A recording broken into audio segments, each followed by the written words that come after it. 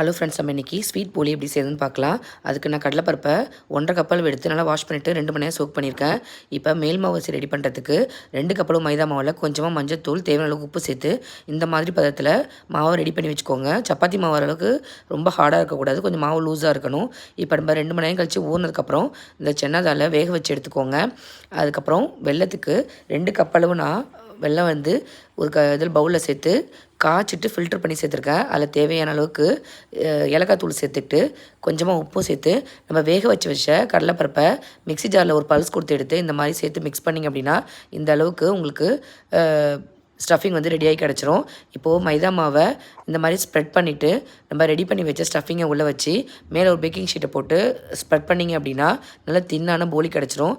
இதை ஹாட்டான தோசை தவாவில் கொஞ்சமாக நெய் இல்லை ஆயில் அப்ளை பண்ணி 2 பக்கமும் வேக வச்சு எடுத்திங்க அப்படின்னா சூப்பரான போலி ரெடி ஆகிடும். கண்டிப்பாக ட்ரை பண்ணி பாருங்கள்.